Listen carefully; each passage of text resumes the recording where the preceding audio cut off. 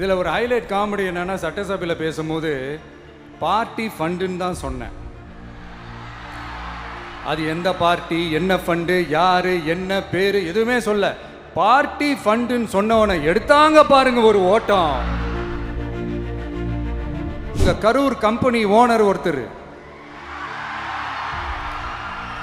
எங்க எங்க இருக்காருன்னே தெரியாம ஓடு ஓடு ஓடு ஓடு ஓடு ஓடு ஓடு ஓடு வராம் பாரு வேட்டக்காரன்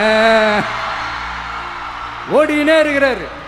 இன்னொருத்தர் ஃபாரின்ல போய் ஒளிஞ்சுக்கிட்டார். ஃபாரின் ஸ்டாலின் சார்ன்னு நினச்சிட்டு போறீங்க, அவர் இல்லை. எனக்கு எப்பவுமே ஸ்டாலின் சார் மேலே ஒரு தனி பாசம் ஒன்று உண்டு. அவர் கிடையாது, இவர் வேற. சிங்கப்பூருக்கு செக்கப்புக்கு போனார்ல அவரு. இனிமேல் பேச ஆரம்பிக்கிறதுக்கு முன்னாடி என்ன பண்ணணும் அப்படின்னா, ஒரு நண்பர் ஒருத்தர் சொன்னார், மாண்புமிகு பேரவைத் தலைவர் அவர்களே எல்லா டோரையும் இழுத்து லாக் பண்ணுங்க அப்படின்னு சொல்லிட்டு தான் பேச்ச ஆரம்பிக்கணும் போல் இருக்கு. ஏன்னா பேசிட்டு இருக்கும் போதே எந்திச்சு ஓடிடுறாங்க. 5 நிமிஷம் பேசினதுக்கே குளத்தூர்ல கொத்து பரோட்டா போட்டாங்க. இதுக்கு மேல பேசினா மொத்தமா முடிஞ்சிடும், பார்த்துக்கங்க. என் நெஞ்சில் குடியிருக்கும்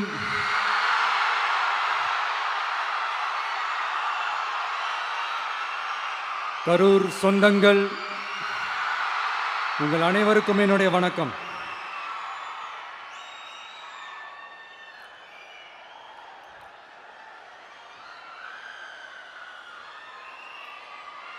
ஒரு மனுஷன் லைஃப்பில் எவ்வளோ பெரிய ஒரு உயரத்துக்கு போனாலும் மனசளவில் சில வலிகள், காயங்கள், அதை மறக்க முடியாது இல்லையா? எல்லார் லைஃப்லையும் அப்படி தான், நமக்கும் அப்படி தான். நிறையா வலிகள், காயங்கள் எல்லாத்தையும் தாண்டி தான் வந்திருக்கிறோம். ஆனால் எல்லாத்தையும் விட ரொம்ப ஜாஸ்தியான அந்த வலியும் அந்த காயமும் எனக்கு அந்த கரூர் சம்பவம் தான்.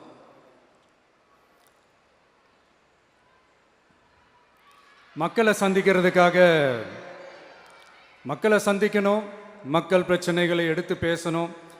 அதுக்காக தான் அந்த மக்கள் சந்திப்பு பயணத்தை தொடங்கி திருச்சி, அரியலூர், நாகப்பட்டினம், திருவாரூர், நாமக்கல், கரூர் அப்படின்னு சொல்லிட்டு போயிட்டு இருந்தோம்.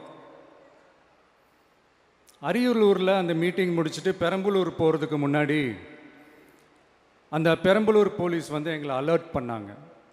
சரிங்க, கூட்டம் கொஞ்சம் ஜாஸ்தியாக இருக்குது, லேட் ஆகிடுச்சு, வராதிங்க அப்படின்ட்டு. So we had no choice. Police சொன்னால் நம்ம அதை ஒபே பண்ணி தானே ஆகணும். அதே நேரத்தில் பெரம்பலூர் மக்களோட அந்த சேஃப்டியும் மைண்டில் எடுத்துக்கிட்டு ஒரு மன வலியோடவே திரும்ப போயிட்டோம். அதுக்கப்புறம் பெரம்பலூர் தொகுதி மக்களுக்கு மன்னிப்பும் கேட்டோம். அதே மாதிரி நாமக்கல் அந்த மீட்டிங் முடிச்சுட்டு கரூர் வரும்போது அந்த கரூர் போலீஸ் எங்களை அலர்ட் பண்ணியிருக்கலாம்ல.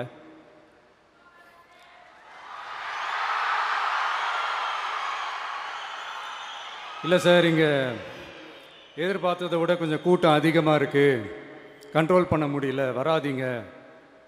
அண்ட் போலீஸ் நினச்சா அவங்க அந்த மீட்டிங்கே கேன்சல் பண்ணலாம். ஏதோ தப்பாக இருக்குது, ஏதோ தப்பாக தோணுது அப்படின்னு நினச்சிட்டாலே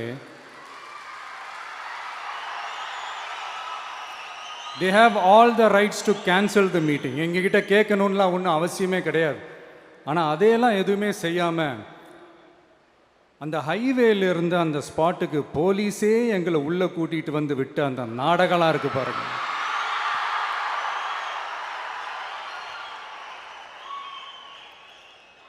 நம்பிட்டேங்க, முழுசாக நம்பிட்டேன். அன்னைக்கு இருந்த அந்த கரூர் போலீஸ் பேசும்போது தேங்க்ஸ்லாம் சொன்னேன் அவங்களுக்கு. எனக்கு தெரியாது இப்படி ஒரு நாடகம் நடக்கும். இதுக்கெல்லாம் யார் காரணம்? இதெல்லாம் யார் சொல்லி செஞ்சது? இப்படி பண்ணுங்க, அப்படி பண்ணுங்க, சப்போஸ் அப்படி நடந்தா இப்படி பண்ணுங்க, சப்போஸ் இப்படி நடந்தா இந்த மாதிரி இன்ஸ்ட்ரக்ஷன்ஸ்லாம் கொடுத்து அந்த ப்ரெஷர் போடுறது யார்?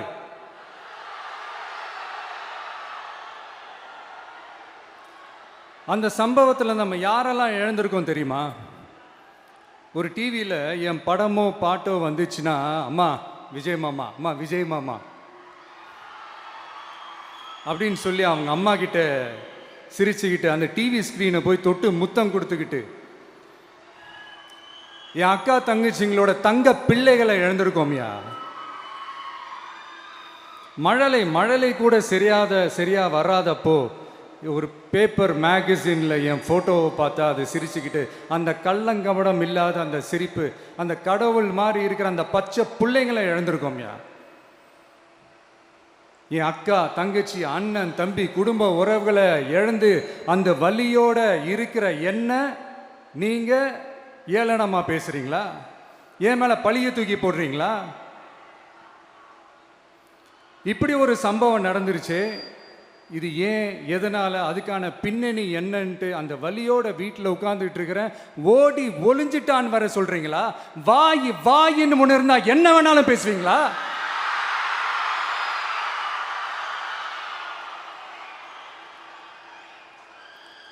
மக்களே, நான் உங்களையே கேட்குறேன். அன்னைக்கு அத்தனை க்ரௌடு இருந்துச்சு. அந்த க்ரௌடுக்கு தகுந்த மாதிரி போலீஸ் பாதுகாப்பு கொடுத்தாங்களா? இந்த இடத்தை எடுத்துக்க சொல்லி நாங்க தான் சொன்னோம்னு ஒரு போலீஸ் ஆஃபீஸர் பேட்டி கொடுக்கிறாரு. அதுக்கு என்ன அர்த்தம்? இவ்வளோ வலி, இவ்வளோ காயங்கள் கொடுத்துட்டு பழியை தூக்கி நம்ம மேல போட்டுட்டு அதுல ஒரு அரசியல் ஆதாயம் தேடுறீங்களேயா? இதுல வாய் கூசாம சட்டசபையில ஸ்டாலின் சார் நம்ம மேல திருப்பி விட்டு அங்க ஒரு அரசியல் செய்றாரு. அதுக்கு என்ன அர்த்தம்? நமக்காக வந்திருக்கிற மக்களை காக்க வைக்கிறதுக்கு நான் ஒன்றும் ஆதாயம் தேடுற அரசியல்வாதியெல்லாம் கிடையாது. மக்களுக்காக அரசியலுக்கு வந்தவன் இந்த விஜய். எனக்காக எல்லாமும் கொடுத்த என் மக்களுக்காக எல்லாத்தையும் விட்டுட்டு மக்களுக்காக மட்டுமே அரசியலுக்கு வந்தவன் இந்த விஜய். அவங்களுக்காக நன்றி கடன் செலுத்துறதுக்காக மட்டுமே அரசியலுக்கு வந்தவன் இந்த விஜய். உங்களுக்கு தான் இந்த விஜயை பத்தி நல்லா தெரியுமே. ஆனா நம்ம எல்லாருக்குமே இத்தனை வலிகள் காயங்கள் கொடுத்தவங்களுக்கு இந்த 2026 தேர்தலில் தக்க பதிலடி கொடுத்துட்டீங்க. ஆனா அது மட்டுமே பத்தாது மக்களே, அது மட்டுமே பத்தாது. காலகாலத்துக்கும் எழுந்திருக்கவே முடியாத அளவுக்கு நிரந்தரமான ஒரு பதிலடியை நீங்க கொடுத்துக்கிட்டே இருக்கணும்.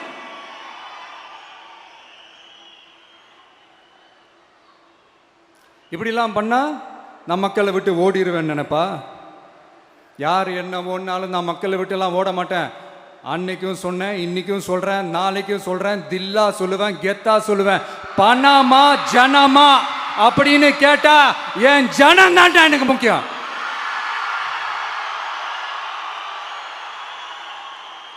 மக்களே, உங்களை விட எனக்கு இந்த காசு பணம் முக்கியமா என்ன? இவ்வளோ குறைகள் நம்ம மேல சொல்றாங்களே, இப்ப நான் சொன்ன மாதிரி அவங்களால ஓப்பனா சொல்ல முடியுமா? அந்த தில்லு இருக்கா, திராணி இருக்கா?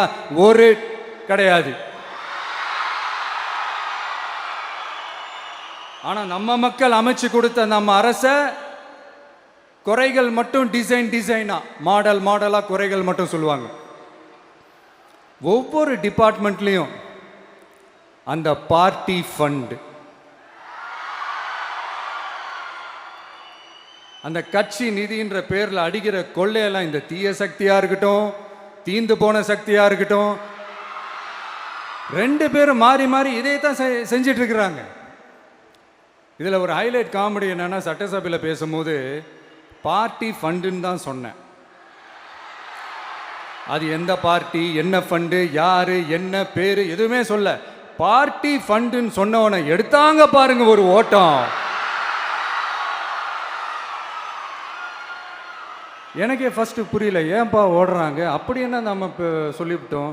அதான் அந்த குற்றமுள்ள நெஞ்சுக்கு தான் குறுகுறேங்கும். இது எப்படி இருக்கு தெரியுமா? எங்க அப்பா பீரோக்குள்ள இல்லை, எங்க அப்பா பீரோக்குள்ள இல்லை அப்படின்னு சொல்ற மாதிரி. ஐயோ, ஏன் கேட்குறீங்க? இவங்களோட செம்ம கூத்தா இருக்குங்க, செம்ம ஃபன்னா இருக்கு. சென்னையில் ஒரு பாலம் கட்டுறதுக்காக நார்மலாக ஆகிற செலவை விட அதிக செலவில், கிட்டத்தட்ட டபுள் மடங்கு செலவில் ஒரு டெண்டர் ஒன்று விட்டுருக்குறாங்க. அதையெல்லாம் தோண்டி எடுத்து அதெல்லாம் இப்போது கண்டுபிடிச்சி கேன்சல் பண்ணியிருக்கிறோம். இன்னும் எத்தனை கோடி ஊழல், எத்தனை லட்சம் குடல் தோண்ட வருமோ எங்களுக்கே தெரில. ஒவ்வொரு முகமுடியாக கிழியுது. ஐயோ, இந்த விஜய் ஒவ்வொரு கதையாக எடுத்து வெளியில் விட்டுருவான் போலேன்ட்டு திரும்புகிற பக்கம்லாம் கதறல் கதறல் கதறல். காதலேருந்து ரத்தம் வராத குறை. ஆமாம், இப்படி ஊழல்லே ஊறி போனவங்க இப்படி தான் இருப்பாங்க. இந்த 50-55 நாட்களில் அங்கே செஞ்ச சில விஷயங்கள்லாம் சட்டசபையிலே எடுத்து சொன்னேன். பட் இங்கே ஒரு சில விஷயங்கள் சொல்லணும்னு நினைக்கிறேன். இந்த மின்சாரத்துறையில் இதுக்கு முன்னாடி போட முடியாமல் இருந்த அந்த பதவி உயர்வை வந்து இப்போ தான் எங்களால் போட முடிஞ்சுது. அதுக்காக ஒரு அக்கா அழுதுகிட்டே ஒரு நன்றி சொன்னாங்களே, அதெல்லாம் அவங்க கண்ணில் படாது அந்த வீடியோலாம் குறை சொல்கிறவங்களுக்கு. அடுத்து லஞ்சம்லாம் ஒழிக்க முடியாது, ஊழல்லாம் ஒழிக்க முடியாது, அதெல்லாம் பிளட்டிலேயே ஊறி போய் இருக்கு அப்படின்னு சொன்னவங்க போய் ஒவ்வொரு கவர்மெண்ட் ஆஃபீஸாக பாருங்க, ஒரு பைசா லஞ்சம் இல்லை, ஒரு பைசா ஊழல் இல்லை, வேலையெல்லாம் சும்மா டக்கு டக்கு டக்குன்னு நடக்குது. ஒரு பெரியவர் ஒருத்தர் சொல்றாரு, தம்பி வேலையெல்லாம் நடக்குது, ஆனால் அதையும் தாண்டி எங்களுக்கு மரியாதை கொடுக்குறாங்க தம்பி, உட்கார வச்சுலாம் பேசுறாங்க. இதெல்லாம் இதுக்கு முன்னாடி நடந்ததே இல்லை. அவனை போய் பாரு, இவனை போய் பாரு, இந்த ஆஃபீஸரை போய் பாருன்னு சொல்லி அலைய விடுவாங்க. இப்போ லஞ்சம் இல்லை, ஊழல் இல்லை, வேலையெல்லாம் உடனே நடக்குது. மக்கள் அப்படி ஒரு பெருமூச்சு ஒன்று விடுறாங்க. அதை பார்த்து நமக்கு அப்படி ஒரு ஹாப்பினஸ். இதுக்கு மேலே என்ன வேணும்? ஏன் இதெல்லாம் பண்ண முடியாது? மனசுன்னு ஒன்று இருந்தால் பண்ணலாம். இப்போ பண்ணலை.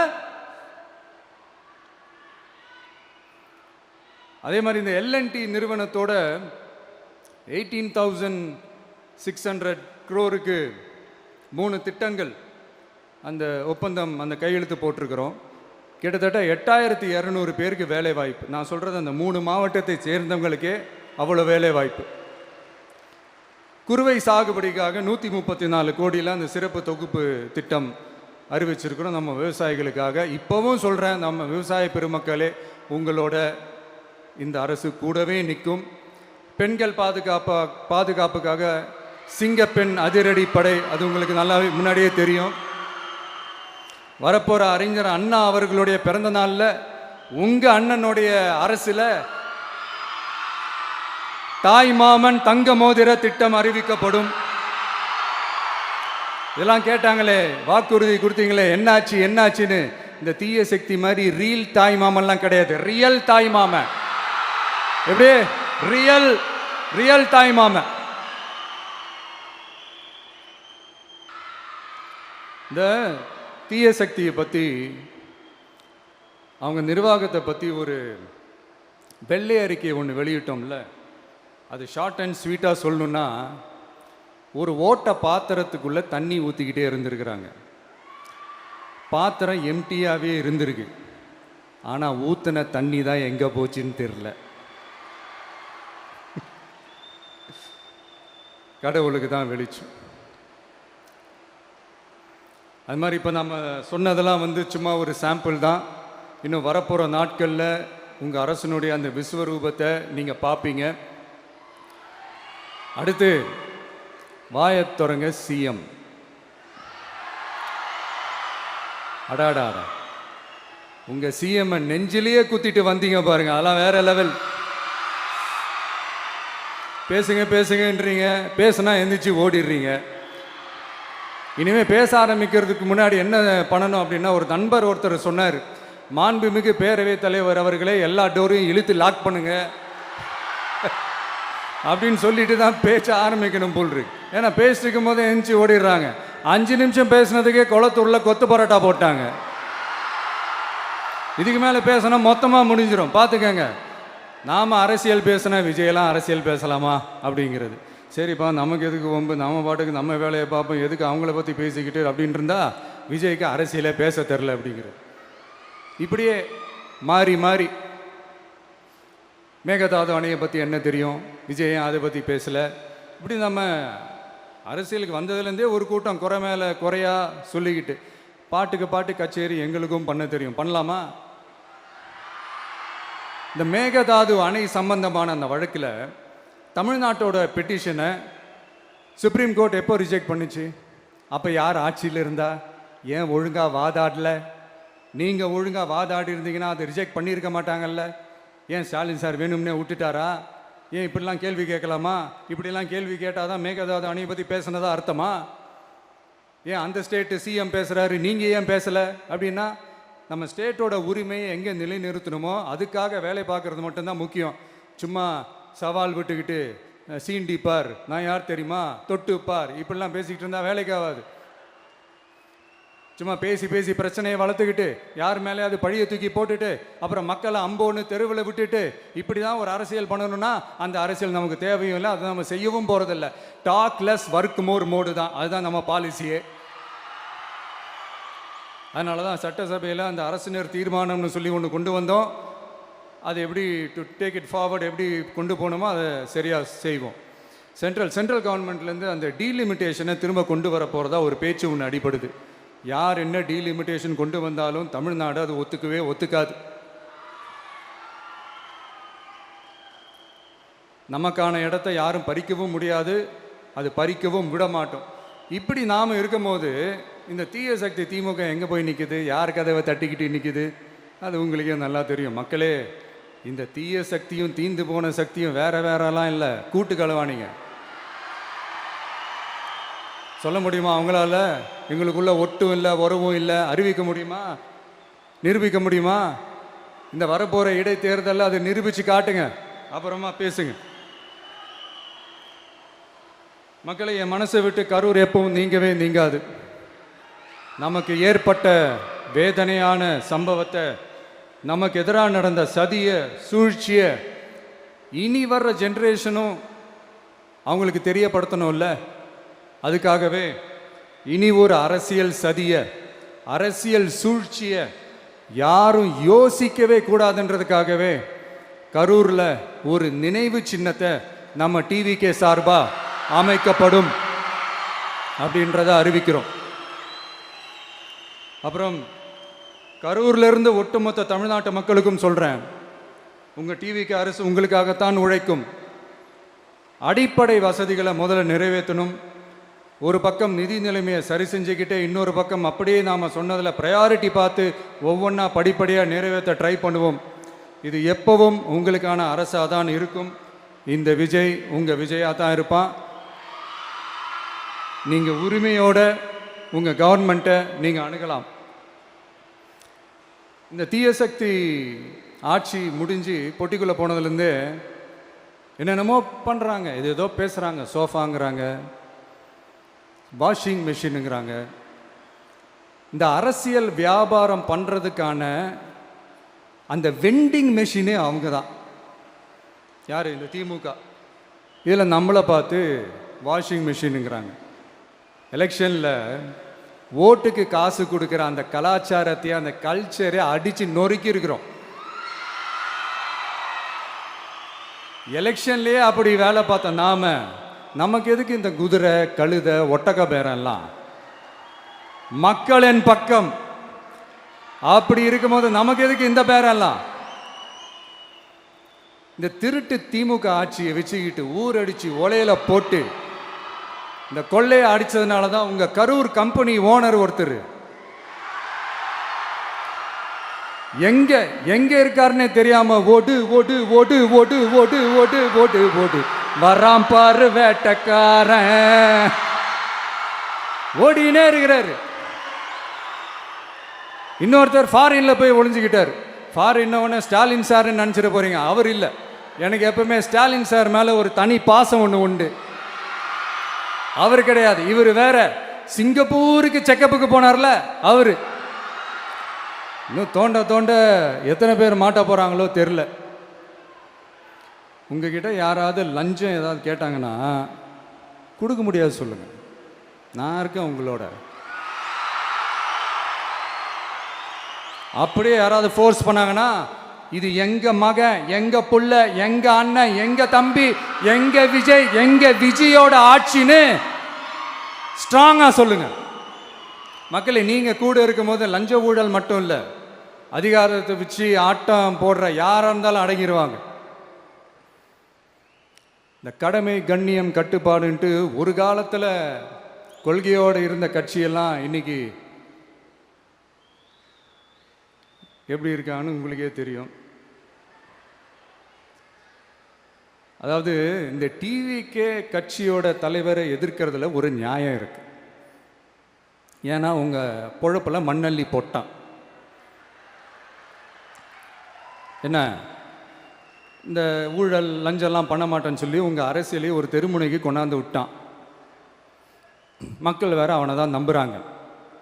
ஸோ இந்த விஜயை எதிர்க்கிறதுல ஒரு அரசியல் நியாயம் இருக்குது, அதை புரிஞ்சுக்கலாம். ஆனால் இன்னைக்கு இந்த விஜயை மக்கள் ஓட்டு போட்டு ஜெயிக்க வச்சு ஒரு தீர்ப்பை கொடுத்து மக்களுக்காக வேலை செய்யறதுக்காக முதலமைச்சராக உட்கார வச்சிருக்கிறாங்க. என்னமோ இன்னமும் நீங்கள் தான் ஆட்சியில் இருக்கிற மாதிரி. விஜய் கரூருக்கெல்லாம் போகக்கூடாது, விஜய் இங்கே போகக்கூடாது, அது செய்யக்கூடாது, இது செய்யக்கூடாதுன்னு எனக்கு புரியலையே. ஆட்சியில் இருக்கும் போது தான் இவ்வளோ கட்டுப்பாடெல்லாம் போட்டிங்க, எஸ்ஓபிஸ்லாம் போட்டிங்க, ஸ்டாலின் சார் ஆப்ரேட்டிங் ப்ரொசீஜர்லாம் போட்டிங்க. இப்போவும் அதே பண்ணிட்டு இருந்தீங்கன்னா என்ன சார் நியாயம்? இல்லை, நான் தெரியாமல் தான் கேட்குறேன். இன்னும் கனவுலையே இருக்கிறீங்களா? முதல்ல முழிச்சு வாங்க, ரியாலிட்டிக்கு வாங்க. உங்கள் ஆட்சியெல்லாம் வீட்டுக்கு போய் டிவிக்கேன்னு ஒரு ஆட்சி வந்து ரொம்ப நாள் ஆச்சு. ஒழுங்கா படி என்று சுப்ரீம் கோர்ட் ஓங்கி மண்டேலியே நறுக்கு நறுக்கு நறுக்கு என்று செம்மட்டியாலே அடிச்சும் இந்த திமுக முழிச்சிக்கல அப்படின்னா அப்போ கொஞ்சம் கஷ்டம்தான். வெற்றி தோல்வியெல்லாம் அரசியல் சகஜம் சார். அதுக்காகலாம் வெறி பிடிச்சி இந்த பதவி வெறி பிடிச்செல்லாம் அலைய தேவையில்லை. நல்ல விதமாகவே சொல்கிறேன், நியாயமான அரசியல் பண்ணுங்க. ஓ, அதுதான் உங்களுக்கு தெரியாதுல்ல? இந்த தீய சக்தி திருத்தவும் முடியாது, அவங்களா திருந்துவாங்கன்னு பார்த்தா அதுவும் நடக்க போகிறதில்ல. அதனால் வரப்போகிற இடைத்தேர்தலில் மக்களே இந்த தீய சக்தி திமுகவை நல்லா வெச்சு வெளுத்து விடுங்க. கான்ஃபிடண்டா இருங்க மக்களே, நல்லதே நடக்கும், வெற்றி நிச்சயம். மீண்டும் சந்திக்கும் வரை நன்றி, வணக்கம்.